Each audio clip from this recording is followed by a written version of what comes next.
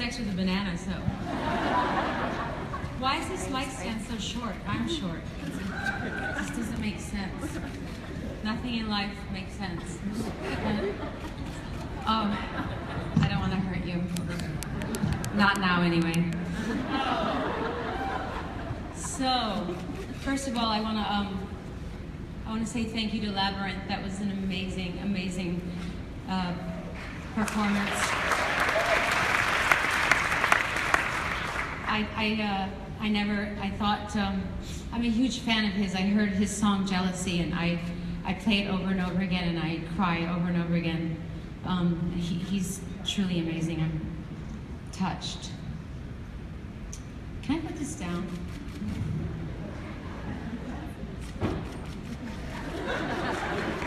Sorry. Seriously?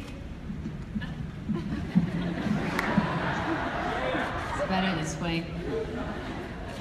I always feel better with something hard between my legs.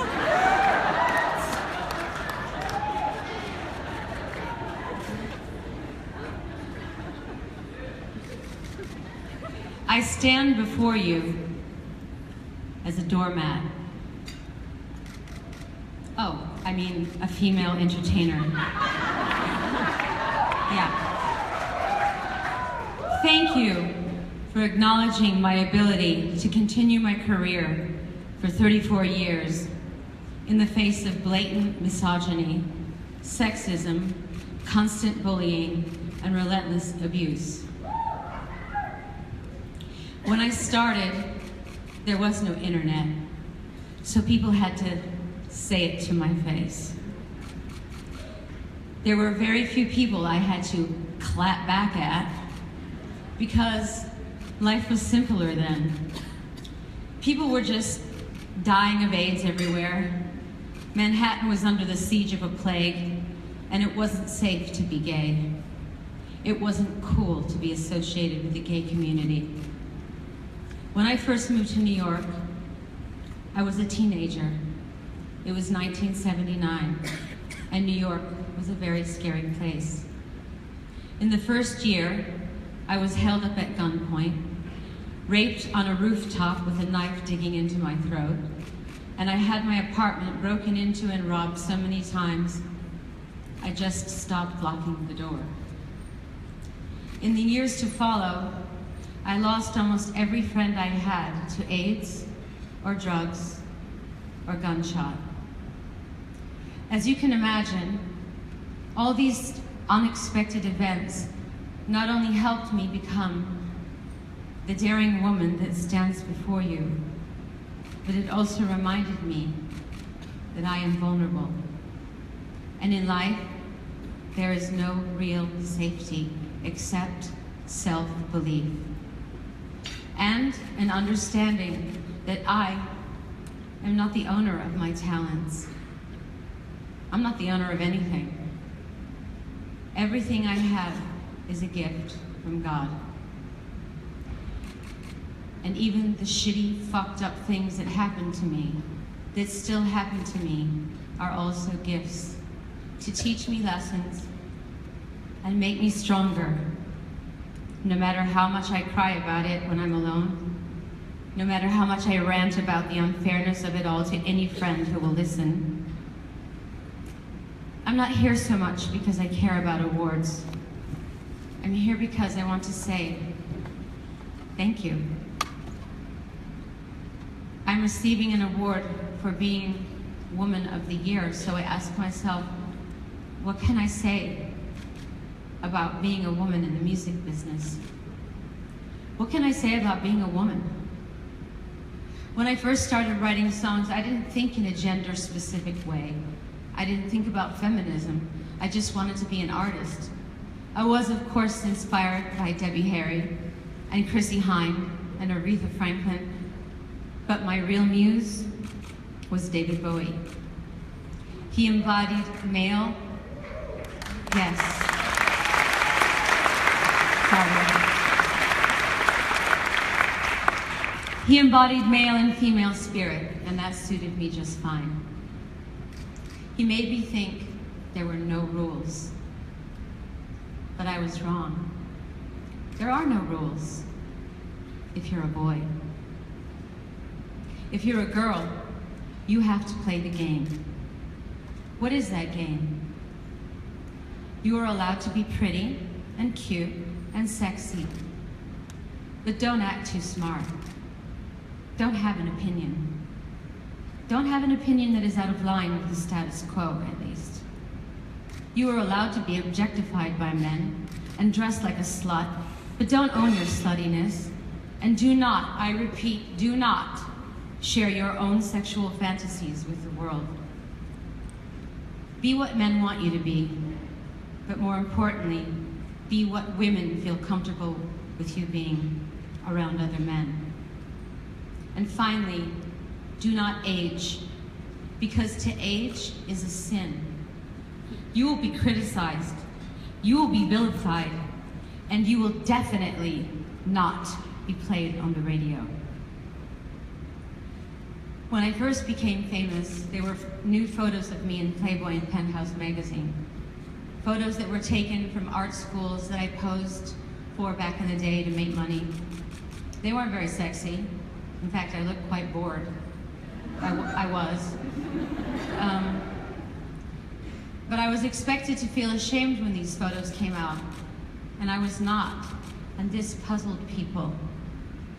Eventually, I was left alone because I married Sean Penn, and not only would he bust a cap in your ass, but I was taken off the market. So for a while, I was not considered a threat. Years later, divorced and single, sorry, Sean, I made my erotica album, and my sex book was released. I remember being the headline of every newspaper and magazine. And everything I read about myself was damning. I was called a whore and a witch. One headline compared me to Satan. I said, wait a minute, isn't Prince running around with fishnets and high heels and lipstick with his butt hanging out? Yes, he was, but he was a man. This was the first time I truly understood that women really did not have the same freedom as men. I remember walking down the street in New York with Alec Kashishian, the director of Truth or Dare, on a freezing cold night, and I said to him, I feel like the most hated person on the planet. I remember feeling paralyzed. It took me a while to pull myself together and get on with my creative life, to get on with my life. I took comfort in the poetry of Maya Angelou, in the writings of James Baldwin, and in the music of Nina Simone.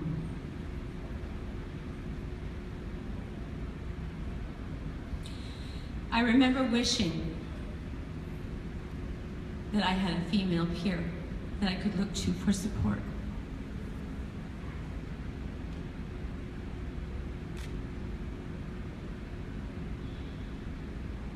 Camille Paglia, the famous feminist writer, said that I set women back by objectifying myself sexually. Oh, I thought, so if you're a feminist, you don't have sexuality, you deny it. So I said, fuck it. I'm a different kind of feminist. I'm a bad feminist.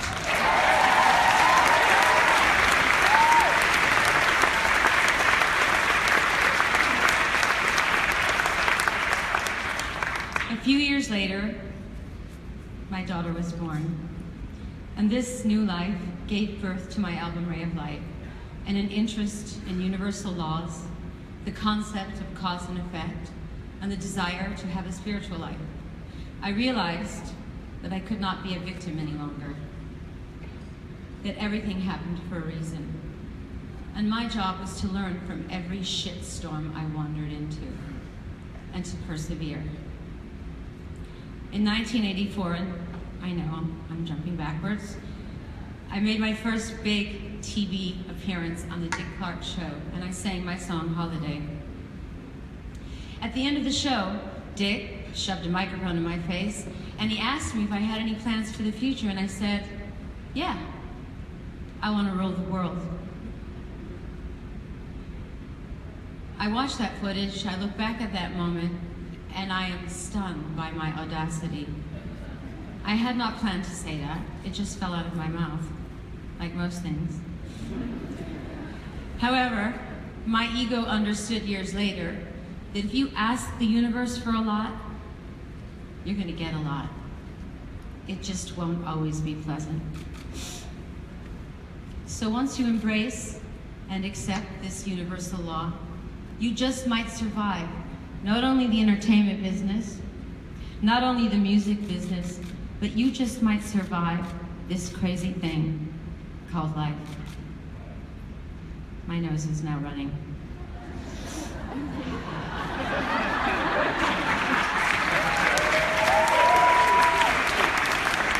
Wipe that on my Gucci suit.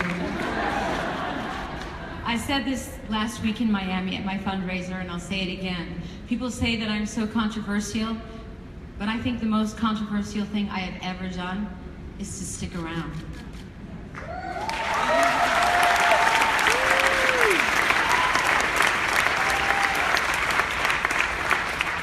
Michael is gone, Tupac is gone, Prince is gone, Whitney is gone, Amy Winehouse is gone, David Bowie is gone,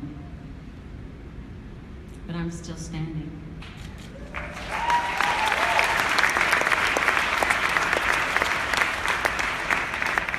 I'm one of the lucky ones, and every day I count my blessings.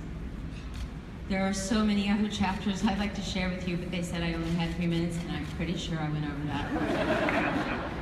What I'd like to share with you as an artist is this. We live in a world now where we get information fast, but we don't get knowledge. Knowledge needs to be earned. There are no easy rides. Society perpetuates the idea of no process. Technology means we get what we want faster and easier. But are we happier? Are we more successful? Does it mean that we have achieved more? I think you know the answer to that. Put your focus on what you have to say to the world, not what the world has to say about you. What I would like to say to all the women here today is this. Women have been so oppressed for so long, they believe what men have to say about them. And they believe they have to back a man to get the job done. And there are some very good men worth backing, but not because they're men, because they're worthy. As women, we have to start appreciating our own worth and each other's worth. Seek out strong women to befriend, to align yourself with, to learn from, to be inspired by, to collaborate with, to support, to be enlightened by.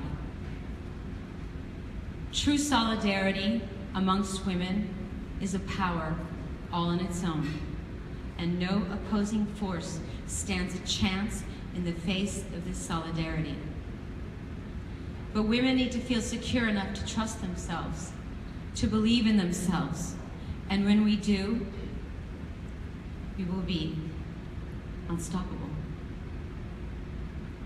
As I said before, it's not so much about receiving this award as it is having this opportunity to stand before you and really say thank you as a woman, as an artist, as a human. Not only to the people who have loved and supported me along the way, so many of you are sitting in front of me right now, you have no idea.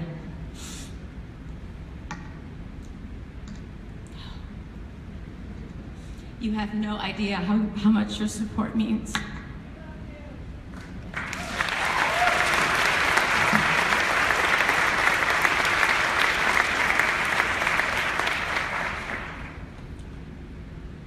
But to the doubters, the naysayers, to everyone who gave me hell and said I could not, that I would not, that I must not,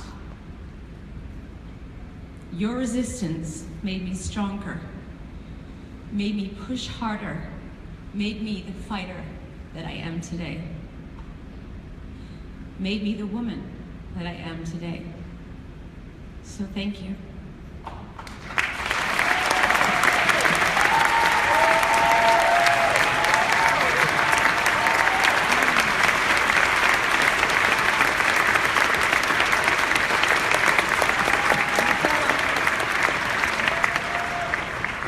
That was like an Elvis Presley moment with a microphone like that. Anyway, thank you, Anderson, you're amazing. Thank you everyone here today for your support. Sorry, I'm such a crybaby.